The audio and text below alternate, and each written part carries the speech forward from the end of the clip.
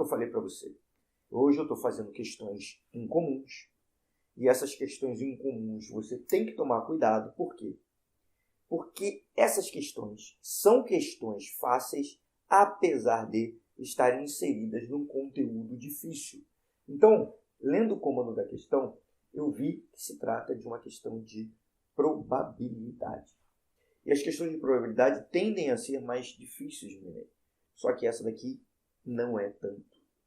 Essa questão aqui, na verdade, é bem simples. Então, vamos lá. Marlos Menezes, mais uma vez.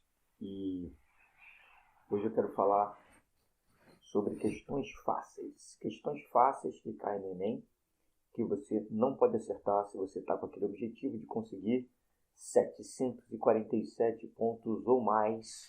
Você tem que acertar esse tipo de questão. Mas hoje eu quero falar daquelas questões fáceis incomuns. Por que incomuns?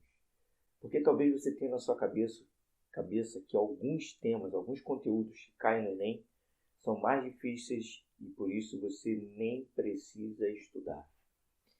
E eu hoje vou trazer algumas questõezinhas que provam que isso nem sempre é verdade. Tá bom? Então vamos ver essas questões e como elas podem te ajudar a ir melhor no Enem. Primeiro vamos tentar identificar, né, se existe algum padrão aqui nelas aqui que as torne mais fáceis. Então vamos lá. Vamos à primeira questão. Vamos tentar fazer aqui. Isso aqui é uma questãozinha que caiu no Enem em 2018, questão número 164 da prova amarela. Vamos ver o que ela fala aqui. Ó. Antes da gente continuar nessa questão aqui, vamos ver aqui. Primeira coisa que a gente tem que fazer, a gente tem que se habituar a olhar o todo da questão antes mesmo de ler. E olhando a questão por alto, eu já sei que se trata de uma questão de matrizes. Por quê? Porque aparece uma matriz já gigante aqui para mim. Então, eu não preciso nem pensar muito, né? E aí, eu já vou te dar já uma dica. As questões de matrizes que caem no Enem geralmente são muito fáceis. Ou, se você não tem nenhuma habilidade com matrizes, é bom que você aprenda a ter essa mínima habilidade aqui, porque se caiu, você vai ter que acertar. Então vamos lá. Vamos começar a ler a questão. E eu vou começar a ler direto pelo comando da questão, pelo que ela está pedindo. Nem sempre dá para extrair alguma coisa, vamos ver se dá. Com base nessas informações, o banco que transferiu a maior quantia via TED é o banco. Então, provavelmente, essa matriz aqui vai me dizer alguma coisa a respeito do TED, a respeito das transferências que o banco faz. Vamos ver o que a questão fala. A transferência eletrônica disponível, TED, é uma transação financeira de valores entre diferentes bancos.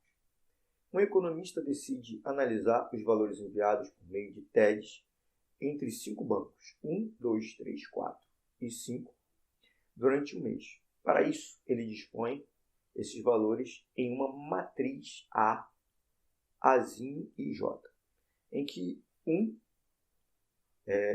o I está entre 1 e 5 e o J entre 1 e 5. Ou seja, esse I ele representa a linha da matriz. Então, deixa eu escrever aqui, para você já ir se habituando. Se eu tiver aqui um A, I, J, esse A e J ele representa cada um dos termos dessa matriz aqui.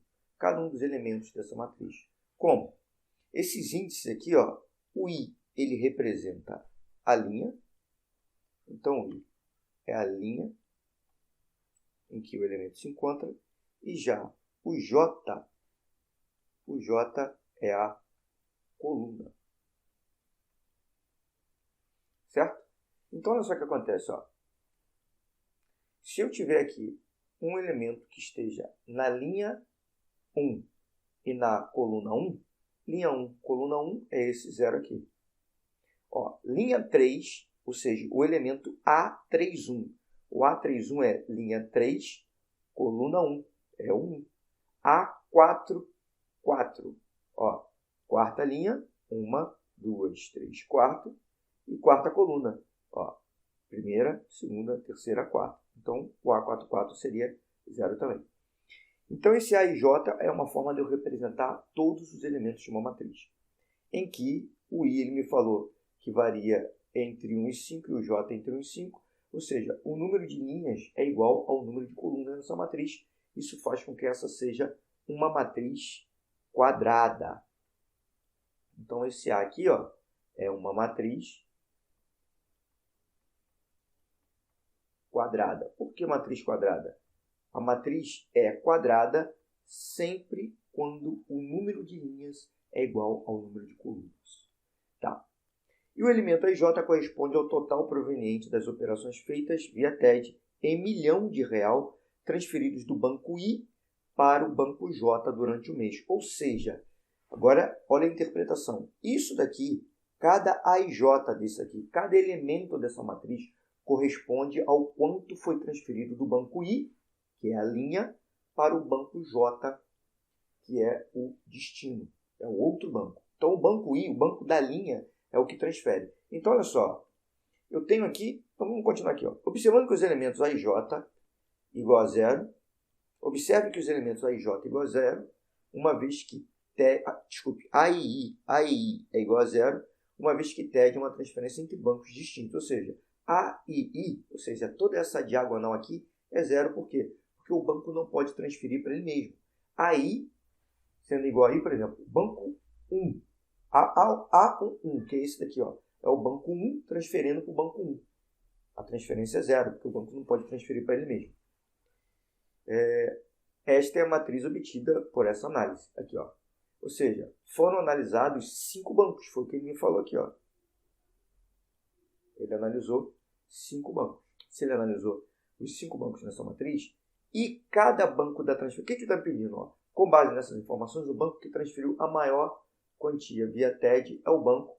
Então, aqui, nessa matriz aqui, que eu vou até separar ela, deixa eu separar ela para eu analisar melhor aqui, eu tenho, primeiro, o banco 1, está aqui, é toda a linha 1, os bancos que transferiram. Eu tenho o banco 2, o banco 3, o banco 4 e o banco 5. O banco 1 transferiu quanto? Vamos ver aqui quanto o banco 1 transferiu. O banco 1 transferiu 2 mais 2 mais 2. 0 mais 2 mais 0 mais 2 mais 2. 2 mais 2 mais 2, que foi igual a 6 transferências. O banco 2 transferiu 2 mais 1, foram 3 transferências. O banco 3 transferiu 1 mais 2 dá 3, mais 1, 4, mais 1, 5, fez 5 transferências. O banco 4 transferiu 4 vezes, 2 mais 2, 4. E o banco 5 transferiu 3 mais 1, que é 5 vezes. Observando aqui, eu posso ver que o banco que efetuou mais transferências foi o banco número 1 aqui na minha análise. Isso corresponde à minha resposta de letra A, de água. O banco 1 foi o que transferiu a maior quantia em TED, e essa quantia 6 aqui equivale a 6 milhões de reais. Como é que eu sei isso daqui? Porque as operações feitas em TED em milhão de real. Ele me disse aqui, em milhão de real. Tudo bem? Questãozinha fácil. Tive que dar só uma recapitulada aqui nos conceitos de matrizes, mas vamos para a próxima. Bom, essa daqui foi uma questão que também caiu na prova de 2018, então, questão número 149 da prova amarela de 2018. Vamos lá. Torneios de tênis, em geral, são disputados em sistema de eliminatória simples. Olha só, vamos ver o que ele está me pedindo no comando da questão e nas alternativas. Para se definir o campeão desse torneio, o número de partidas necessárias é dado por... Aí ele me deu um somatório aqui, ou uma multiplicação. Por que eu coloquei que isso seria uma questão em comum? Você, olhando o pedido ou o comando da questão, talvez você acreditasse que se tratasse de uma questão de análise combinatória, que tradicionalmente são questões difíceis no Enem. A análise combinatória nada mais é do que são técnicas, é uma técnica para que você possa contar sem cometer erros. E aqui, apesar dele estar pedindo isso, essa questão Não é uma questão de análise combinatória e é uma questão que eu consideraria fácil, ou seja, que você tem que atacar já na primeira passada. Então vamos ver aqui, ó. Os torneios de tênis, em geral, são disputados em sistema de eliminatória simples. Nesse sistema, são disputadas partidas entre dois competidores, com a eliminação do perdedor e promoção do vencedor para a fase seguinte. Dessa forma, se na primeira fase o torneio conta com 2N competidores. Então, vamos lá. Primeira fase tem 2N competidores. Então, na segunda fase, restarão N competidores e assim sucessivamente até a partida final. O que ele está falando aqui? De 2N para N, o que ele fez? Qual foi a operação? 2N para N, ele simplesmente dividiu por 2. De 2N para N, ele dividiu por 2, encontrando N. Em um torneio de tênis disputado nesse sistema, participam 128 tenistas. Então, na primeira fase, tem 128 tenistas. Para se definir o campeão do torneio, o número de partidas necessárias é dada por... Então, vamos lá. Olha só.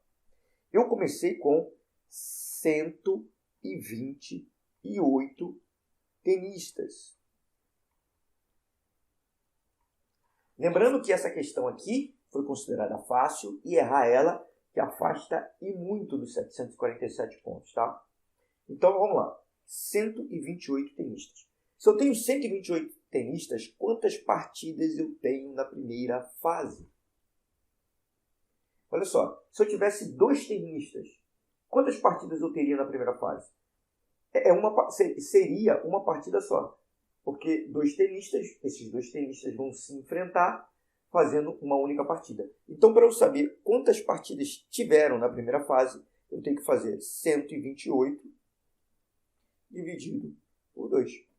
E aqui, ó, eu baixo 12. Lembrando que para fazer qualquer conta de divisão, seja ela entre 2 algarismos ou não, eu preciso saber da tabuada do divisor. É a tabuada do 2 aqui no caso. 12 dividido por 2, ó, eu já sei que vai dar 6. 2 vezes 6, 12 para 12, nada. Baixo 8. 2 vezes 4, 8 para 8, nada. Então, eu tive 64 partidas na primeira fase. E depois disso, é só eu fazendo. Olha aqui, ó. Comecei com 64. Depois, passou para 32. Depois, 32 dividido por 2, 16. Depois, 16 dividido por 2, 8. Depois, 8 dividido por 2, 4. 4 dividido por 2, 2. E 2 dividido por 2, 1. Então, aqui o que eu tenho é o seguinte. Sempre, de uma fase para outra, o que eu tenho que fazer é dividir por 2, que é exatamente o que o problema está me dizendo. Eu divido por 2 em cada fase. Ó, de 8 para 4, eu dividi por 2. De 4 para 2, eu dividi também por 2. E de 2 para 1, eu dividi por 2.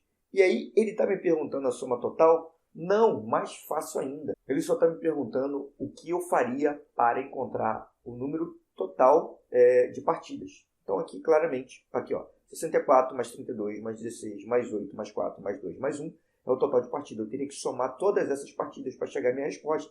E a minha resposta está exatamente na letra E de elefante. Aqui, ó, letra E de elefante. Vamos para a próxima questãozinha. Agora fazer a questão número 180 da prova amarela de 2015. Questão 180 da prova amarela de 2015. Então vamos lá. Vamos direto para o comando da questão. Qual é a probabilidade de a senha sorteada ser um número de 1 a 20? O que eu falei para você? Hoje eu estou fazendo questões incomuns. E essas questões incomuns você tem que tomar cuidado. Por quê? Porque essas questões são questões fáceis, apesar de estarem inseridas num conteúdo difícil. Então, lendo o comando da questão, eu vi que se trata de uma questão de probabilidade. E as questões de probabilidade tendem a ser mais difíceis de Enem. Só que essa daqui não é tanto. Essa questão aqui, na verdade, é bem simples. Então vamos lá, vamos só dar uma recapitulada no que seria a probabilidade. parte mais básica da probabilidade. Se eu quero calcular a probabilidade de um determinado evento A acontecer, essa probabilidade ela vai ser o quê? Ela vai ser uma fração entre a quantidade de possibilidades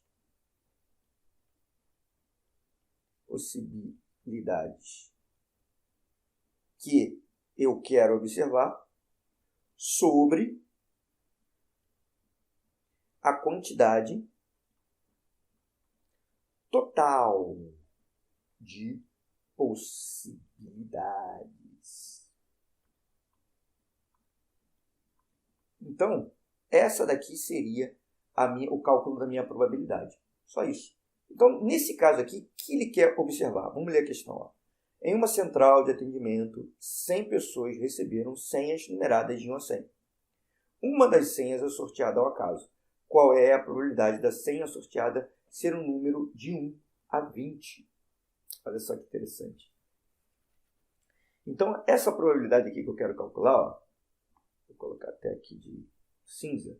Essa probabilidade que eu quero calcular, ela vai ser igual ao quê? Qual é o total de possibilidades que eu tenho? São senhas numeradas de 1 a 100. Então, pode sair qualquer senha de 1 a 100. Eu tenho 100 possibilidades. Agora, dessas 100 possibilidades, qual é a possibilidade? Quantas possibilidades eu quero? Quantas possibilidades eu quero observar? Eu quero que a senha sorteada seja um número de 1 a 20. Ele me pediu aqui, ó, de 1 a 20. De 1 a 100 é o meu total e de 1 a 20 é o que eu quero. Então, aqui, ó, a probabilidade de 1 a 20, quer dizer, a quantidade de possibilidades de 1 a 20 são 20 possibilidades. Então, no meu caso aqui, a probabilidade de eu conseguir o que eu quero é 20 sobre 100, que está exatamente na letra C de casa. Questão molezinha. Apesar de ser uma questão de probabilidade, se você errar essa questão na prova, você vai ficar muito mais distante de 747 pontos. Então, olha só. As questões fáceis, elas são, na verdade, uma faca de dois gumes. Por quê? Porque se você acerta elas, ela te joga lá para cima na pontuação. Ela te garante uma grande quantidade de pontos. Agora, se você, por algum acaso, errar essa questão fácil, aí eu sinto muito, você vai perder todo aquele ponto, aquela pontuação que você ganharia. E é exatamente por isso que a estratégia é importante. Você tem que começar pelas questões mais fáceis. Identificar as questões mais fáceis ou a questão que provavelmente a maioria acertaria é uma habilidade que você tem que desenvolver. Enquanto que você não desenvolve essa habilidade, é lógico que você vai começar a fazer as questões pelas questões que você tem mais facilidade. Isso já é um grande indicativo. Começar a fazer a prova pelas questões que você tem mais facilidade. Certo? Então vamos para outra questão que eu considerei fácil. Olha só. Essa questão aqui, questão 148 da prova amarela de 2019. Olhando já de cara para essa questão, você percebe que é uma questão de quê? Uma questão de matrizes. Eu não preciso nem ler a questão. Olha aqui, ó. Eu vejo uma matriz gigante aqui. E as questões de matriz, como eu já disse anteriormente, essa é a segunda questão de matriz que eu estou fazendo hoje. As questões de matrizes no Enem tendem a ser questões fáceis. Se é uma questão fácil, então eu tenho que acertar. Não posso dar mole. Então vamos lá. Vamos ver o que ele está pedindo. Eu vou direto para o comando da questão. O teste que apresentou maior quantidade de acertos foi aplicado na... Provavelmente eu vou ter que fazer uma sominha básica ali. É assim que o Enem trabalha, tá? Então vamos lá. Olha aqui, ó. Vamos ler então essa questão assim, ó. Ele quer o teste que teve a maior quantidade de acertos. É isso que eu tenho que ter em mente para resolver a questão depois de ler o comando dela. Certo? Vamos lá. Um professor aplica durante os 5 dias úteis de uma semana testes com 4 questões de múltipla escolha a 5 alunos. Os resultados foram representados na matriz. Nessa matriz, os elementos das linhas de 1 a 5 representam as quantidades de questões acertadas pelos alunos Ana, Bruno, Carlos, Denis e Érica. Ou seja, as linhas são os alunos, né? Enquanto que as colunas, de 1 a 5, indicam os dias da semana de segunda-feira a sexta-feira, respectivamente, em que os testes foram aplicados. Aqui eu tenho uma matriz quadrada. O que é uma matriz quadrada? Uma matriz quadrada é quando o número de linhas é igual ao número de colunas. Para o nosso problema, isso nem é importante, mas só expandi um pouquinho a matéria aqui para você. Uma outra coisa que eu posso observar aqui, o analisador ele facilitou as coisas para mim. Olha aqui, ó. Ana, Bruno, Carlos, Denis e Érica. A, B, C, D e E. Então, eu já posso colocar aqui, ó. Ana, Bruno, Carlos, Denis e Érica. Por que eu coloquei desse lado aqui, ó? Porque as linhas correspondem em quantidade de questões acertadas pelos alunos. Então, cada linha aqui, ó, vai me dizer as questões acertadas pelos alunos. E as colunas dizem o quê? Enquanto que as colunas, de 1 a 5, indicam os dias da semana de segunda-feira a sexta-feira, respectivamente, em que os testes foram aplicados. Então, olha aqui, ó. Se ali eu coloquei os alunos nas linhas, as colunas representam os dias da semana. Então, aqui eu tenho segunda, terça, quarta, quinta e sexta. Certo? O que ele me pede aqui agora? Vamos lá. O teste que apresentou maior quantidade de acertos foi aplicado na... Então, vamos lá. Para eu resolver essa questão, a única coisa que eu tenho que fazer é somar aqui, ó, o que acontece na segunda. Segunda foi aplicado um teste. Então, olha só. Na segunda-feira, o que aconteceu aqui, ó? A Ana acertou 3 questões no teste de segunda-feira. Já a Érica errou todas as questões, ó. Tá vendo? E na segunda-feira, vamos ver qual foi a quantidade de acertos. Então, vamos lá. Vai ser 3 mais 3, 6, mais 2, 8, mais 3, 11. Então, tiveram 11 acertos na segunda-feira. Terça-feira, da mesma forma, vou somar. Terça-feira, ó, 2, mais 2, mais 2, mais 2, mais 2. Só 2 aqui, ó. 5 vezes 2, 10 acertos. Quarta-feira, 4 mais 2, 6, mais 4, 10 acertos também na quarta-feira. Na quinta-feira, 1 mais 1, mais 3, 5, mais 1, 6, mais 4, 10 acertos na quinta-feira. E na sexta, 2 vezes 2 vezes 2, quer dizer, 2 mais 2 mais 2, 6, mais 4, 10 acertos. Então, qual foi o dia da semana que houve mais acertos? Foi justamente a segunda-feira aqui, ó. Deixa eu marcar minha segunda-feira aqui, ó. O teste aplicado na segunda-feira foi o que teve mais acertos. Então, minha resposta é a letra A de água. Tudo bem? Lembrando que essa questãozinha aqui é considerada simples, considerada fácil. Vamos agora para a próxima questão, que hoje a gente só está nas questões fáceis e incomuns. Essa questão aqui caiu na prova amarela de 2019. Questão 168 da prova amarela de 2019. Vamos lá. E, já direto para o comando da questão, qual desses países obteve o maior IDH? Eu olho aqui por alto, aqui, ó. Isso daqui deve me dar uma dica de como calcular esse IDH. Por que essa questão eu considerei uma questão incomum? E por que essa questão, se você não tomar cuidado, ela pode te afastar muito dos 747 pontos? Vamos lá. Você tem que entender aqui uma coisinha aqui, ó. Eu tenho aqui expoentes. Eu tenho o x e aqui eu tenho que calcular cada um desses expoentes aqui. Cada um desses expoentes não. Cada um dessas potências aqui, colocando assim, ou desses radicais. Porque quando eu tenho um expoente fracionário, na verdade, eu tenho um radical ali. A gente vai trabalhar isso daqui a pouco. Mas aqui assim, é uma questão considerada fácil e você tem que tomar alguns cuidados para não errar. Então vamos lá, vamos ler a questão e depois a gente faz as considerações. O Índice de Desenvolvimento Humano, IDH, é uma medida usada para classificar os países pelo seu grau de desenvolvimento. Para seu cálculo são levados em consideração a expectativa de vida ao nascer, tempo de escolaridade e renda per capita, entre outros. O menor valor desse índice é 0 e o maior é 1. Olha como isso aqui é importante. Ó. Isso daqui é muito importante. O menor valor do índice é 0 e o maior é 1. Ou seja, o IDH é um número que está entre 0 e 1. Você vai entender por que isso é importante. 5 países foram avaliados e obtiveram os seguintes índices de desenvolvimento humano. O primeiro país recebeu o valor X, o segundo, raiz de X, o terceiro, x elevado a 1/3, o quarto, x ao quadrado e o último, x ao cubo. Nenhum desses países zerou ou atingiu o índice máximo. Então vamos lá. Primeiro, segundo,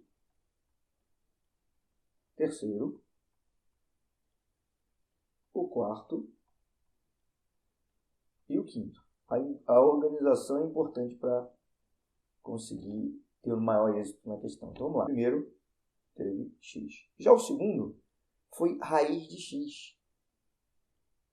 O terceiro, x elevado a 1/3. O quarto, x ao quadrado.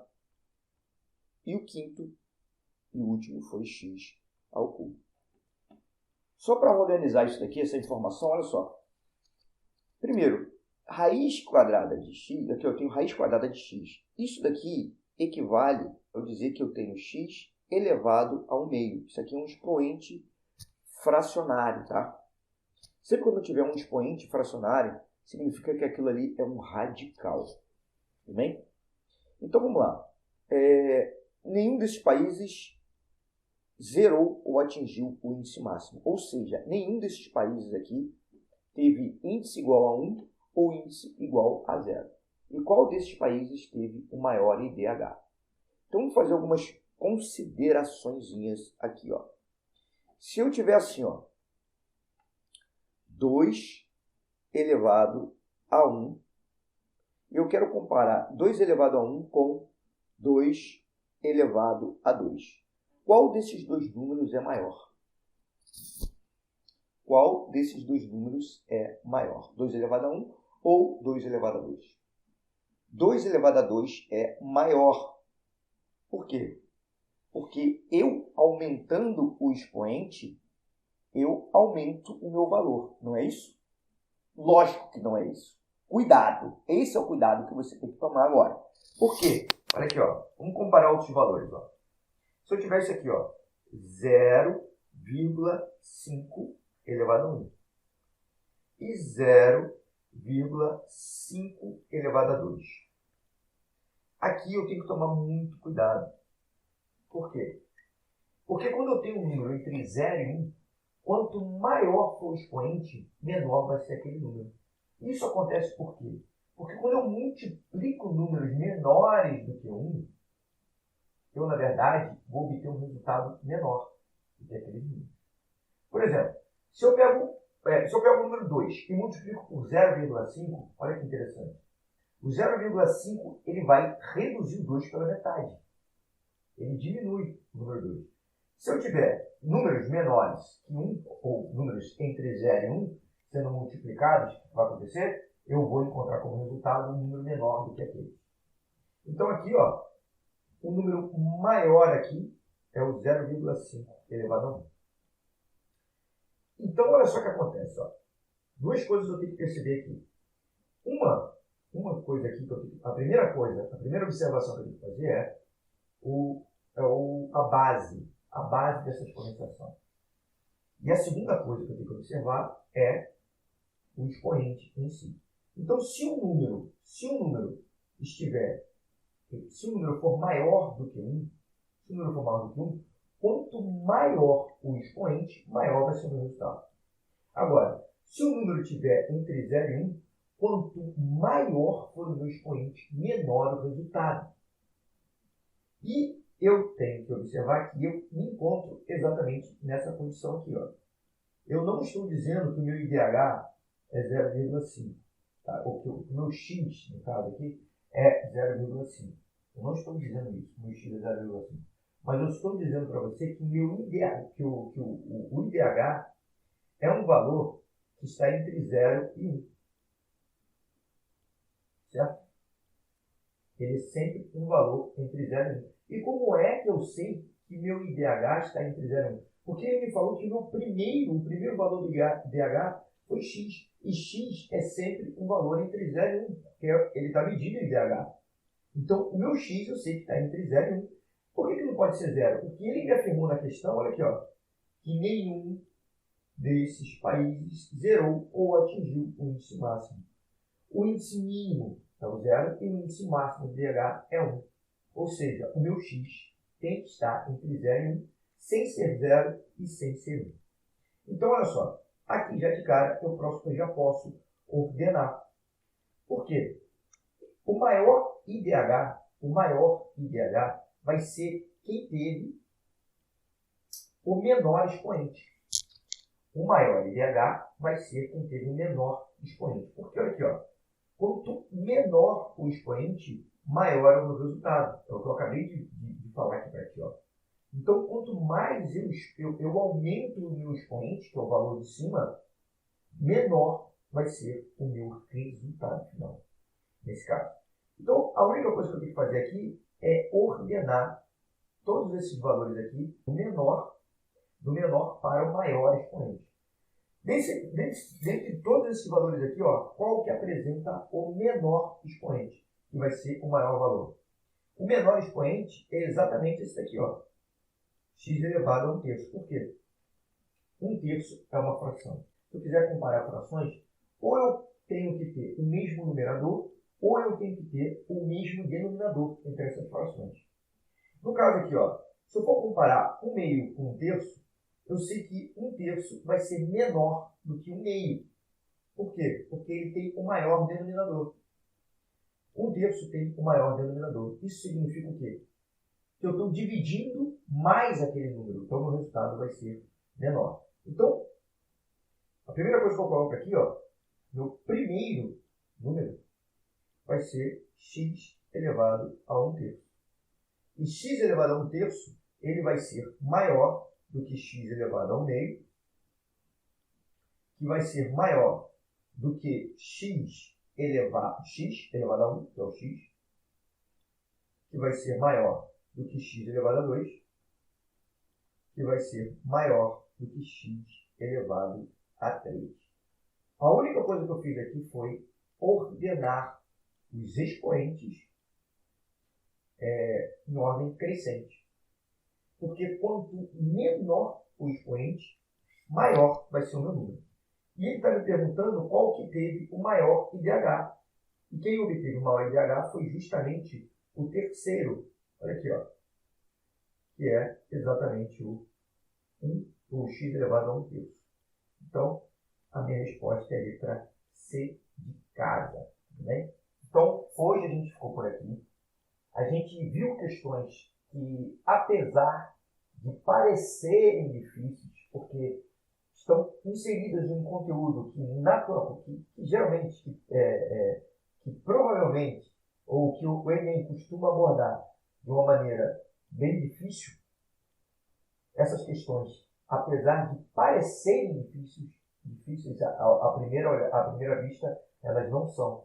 Então não é porque você olha a chamada, né, a ordem da questão, e você acredita que por aquela ordem a questão vai ser difícil, por ser de um conteúdo que frequentemente, não, que tradicionalmente, essa palavra que eu estou procurando, tradicionalmente o Enem aborda de uma maneira mais difícil, é que essa questão vai ser difícil.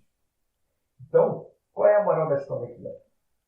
Você tem que prestar atenção, porque mesmo o conteúdo sendo de probabilidade, de análise combinatória, ou seja, um conteúdo que envolva um expoente complicado, seja um conteúdo de matrizes, que você pode ser uma questão difícil para você, na verdade, esse conteúdo, ele pode, a questão em si, pode ser uma questão fácil. E se você errar essa questão, você vai se afastar muito dos 747 pontos. Você vai deixar muita pontuação na mesa. E isso não pode acontecer no dia da prova. Você tem que ficar ligado, tem que ficar atento para não errar esse tipo de questão, onde a maioria das pessoas tenderia a acertar. Tudo bem? Então, espero que vocês continuem estudando aí. Espero também ter contribuído hoje com um pouquinho mais aqui de informação. Um grande abraço a todos. E continue estudando. Qualquer dúvida, só postar aí nos comentários.